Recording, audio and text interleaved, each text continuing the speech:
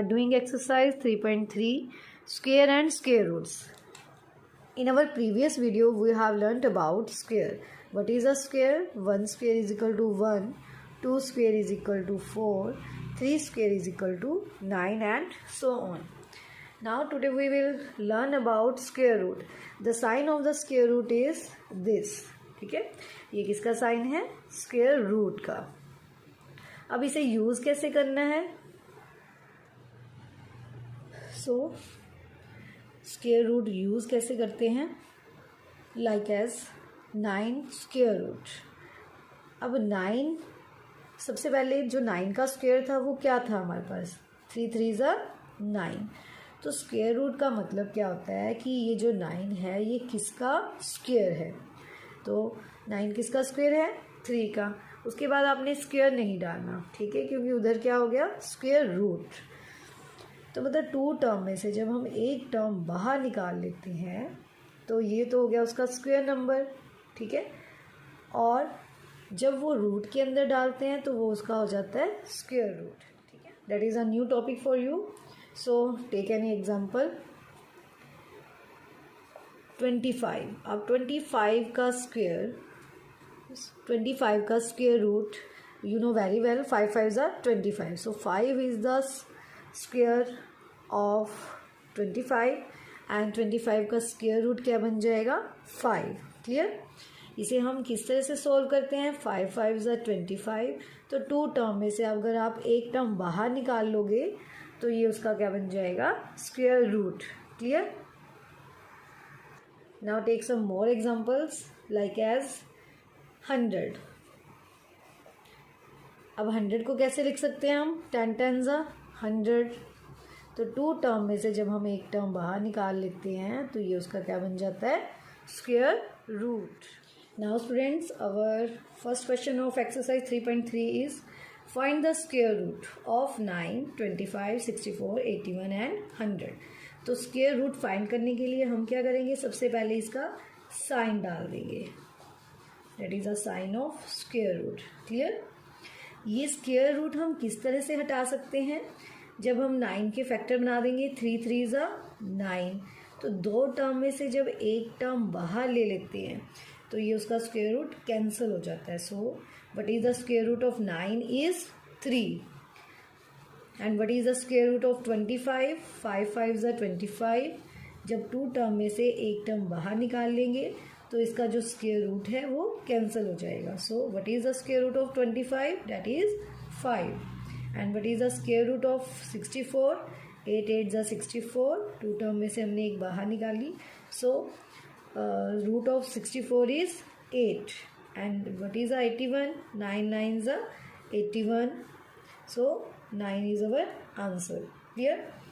अब 9 के भी आगे फैक्टर बनते थे तो हम 81 को कैसे लिख सकते हैं? 3 3 ज़ा 9, 9 3 ज़ा 27, 27 3 ज़ा 81. तो अब हम इसमें से कैसे लेंगे? इन 2 3 में से एक 3 बाहर आ जाएगा, इसमें से एक 3 बाहर ले लेंगे.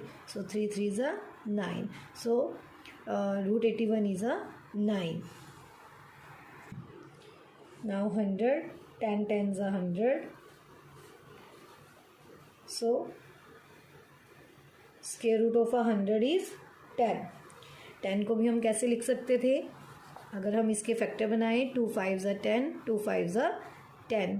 तो 2 2 में से एक 2 हमने बाहर निकाल लिया और 2 5 में से एक 5 बाहर निकाल लिया. सो 5 2 ज़ा 10. The square root of 100 is 10. Now what is the square root of 121, 144, 225? अगर आपको याद हो तो इस चैप्टर की जो मैंने सबसे पहले वीडियो सेंड की थी आपको, उसमें मैंने बोला था कि आपने 1 से लेकर 20 तक जो स्क्वेयर्स हैं वो सारे के सारे आपने लर्न करने हैं. ठीक है?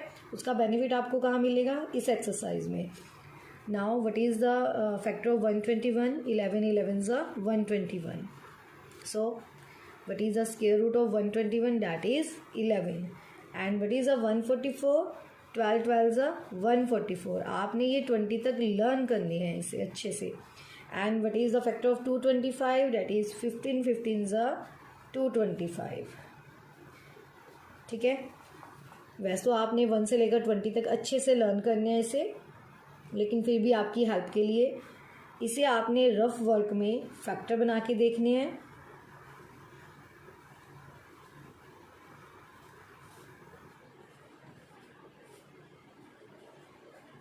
ठीक है, इस तरह से सबसे पहले आप इसके फैक्टर बनाओगे, फिर रफ वर्क में 2 5 में से एक 5 हमने बाहर निकाल लिया, 2 3 में से एक 3 बाहर निकाल लिया, 5 3s are 15. So what is the square root of 225? That is 15. Now students, question number 2, find the square root of by prime factorization method. Now what is a prime factorization method? ये आपका पुराना method repeat हो रहा है। हमें square root find करना है 16 का, that is the sign of square root. ये आपने याद से डालना है, जिस भी टर्म का स्क्वायर रूट फाइंड करना है तो उसके ऊपर ये साइन होना चाहिए। ओके, तो अब इसका स्क्वायर रूट फाइंड करने के लिए हमें कौन सा मेथड अप्लाई करना है? That is prime factorization method. तो प्राइम फैक्टर तो आपको आते ही हैं सॉल्व करने। 8 2 16, 4 2 8, 2 2 4, 2 1 2। अब रूट 16 के फैक्टर क्या बने हैं? 4 टाइम 2, 2 इंटू 2 इंटू 2। लेकिन अभी भी स्क्वायर रूट फाइंड नहीं किया हमने। स्क्वायर रूट कब कैंसिल होता है? जब हम 2 टर्म में से एक टर्म बाहर निकाल लेते हैं। ओके, 2 2 4, तभी इसका स्क्वायर रूट कैंसिल हो जाता है। जब हम 2 टर्म में से एक टर्म बाहर निकाल लेंगे तो क्या हो जाएगा? इसका स्क्वायर रूट कैंसिल। उसके बाद अगर दोबारा तुमने स्क्वायर रूट डाल दिया तो ये क्वेश्चन गलत हो जाएगा आपका। क्लियर? स्क्वायर रूट कैसे हटता है? जब हम 2 टर्म में से एक टर्म बाहर निकालते हैं तो उसका स्क्वायर रूट कैंसिल हो जाता है। देखो, अब ये 4 है, किसका स्क्वायर? इसका स्क्वायर क्या बनेगा? 4 का स्क्वायर 16। ठीक है, 4 को अगर आप 2 टाइम मल्टीप्लाई करोगे तो वो क्या आ जाएगा? 16। और यहाँ से जब स्क्वायर हट जाता है तो वो दूसरी साइड जाके क्या बन जाता है? उसका रूट। So root 16 is 4. Now students, the fourth part is 196. By prime factorization, find the square root. That is a prime factorization method. तो सबसे पहले हम 2 के टेबल पे करेंगे इसे। 9 2 18, 8 2 16, 4 2 8, 9 2 18, 7 7 49. So what is the square root of 196? That is 2 into 2 into 7 into 7. तो 2 term में से हमें एक टर्म बाहर निकालनी है, सेम एज इसमें से भी एक टर्म बाहर निकाल लेंगे। अब इसका क्या हो गया? स्क्वायर रूट कैंसिल हो गया ये। सो 2 7 14। हमने फर्स्ट क्वेश्चन में रीड किया था ना, 14 14 196। That is the way of solve the square root.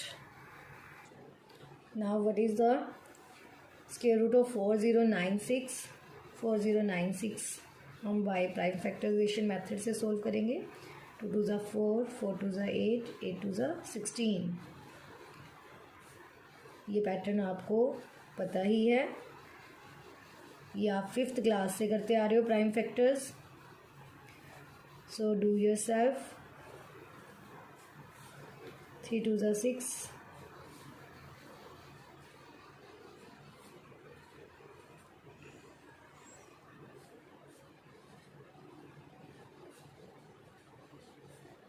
ठीक है, एंड देन काउंट कि आपके कितने 2 आए हैं यहाँ पर। 1 2 3 4 5 6 7 8 9 10 11 12। तो 12 टाइम हमारे पास क्या है यहाँ पर? 2।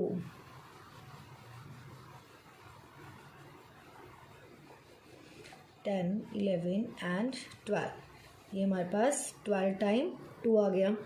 तो अब हम क्या करेंगे? इसमें से एक 2 बाहर निकाल लेंगे, फिर इसके बाद इसमें से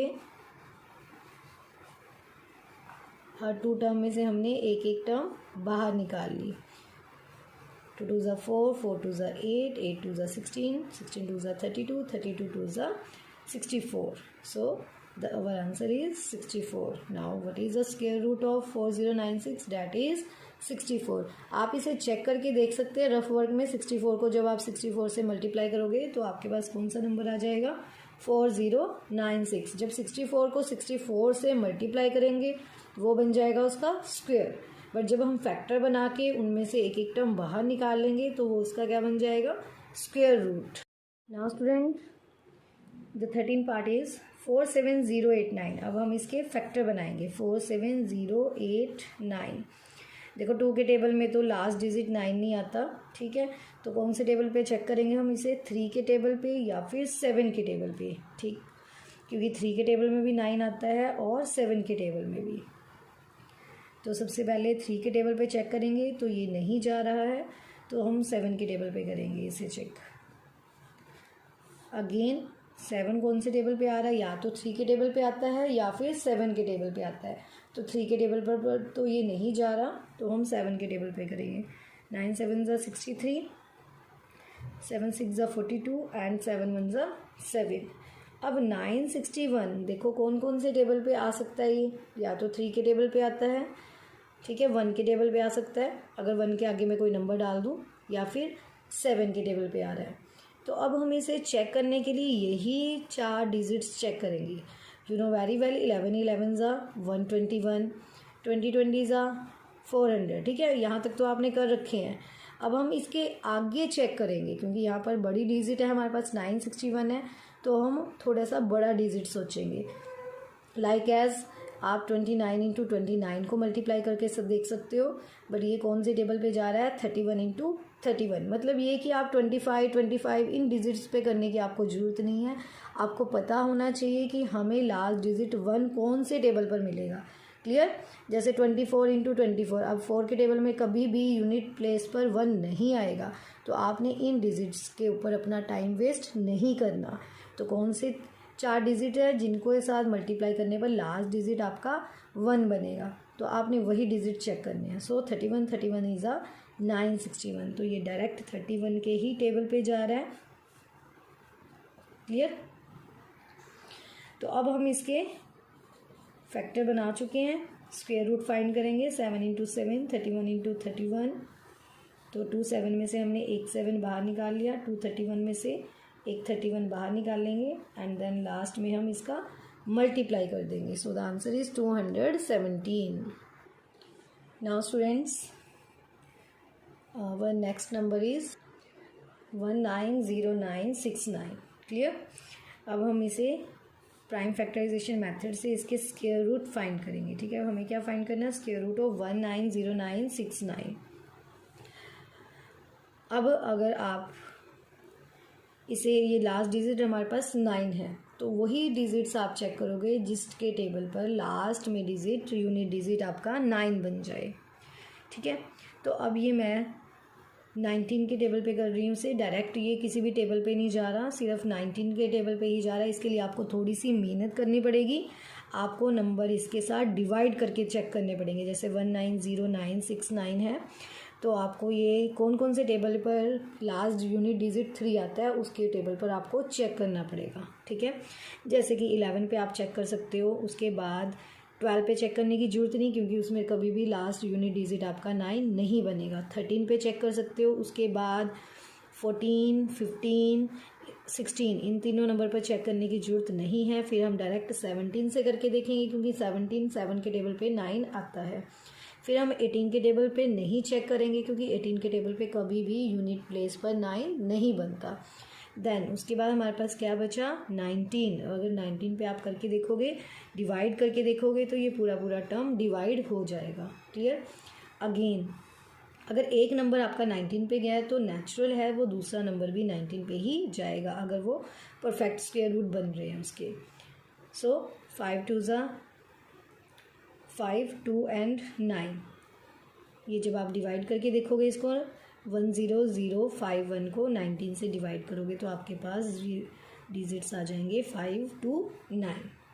अगेन अब 5 2 9 that is a perfect square. So when you multiply with 23 into 23 that is अ 529। बहुत अच्छा होगा कि अगर आप नंबर 1 स्क्वायर से लेकर 25 के स्क्वायर तक अच्छे से लर्न कर लो। एक बार लर्न करोगे तो आपको बड़ी इजीली हो जाएगा फाइंड करना। So 23 is a 529. Okay, again 23 पर जाएगा।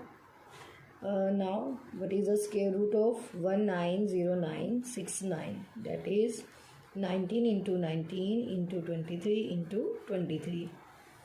अब 2 टर्म में से एक टर्म बाहर निकाल लेंगे, सेम एज इसमें से बाहर निकालेंगे, फिर इन दोनों को मल्टीप्लाई करेंगे।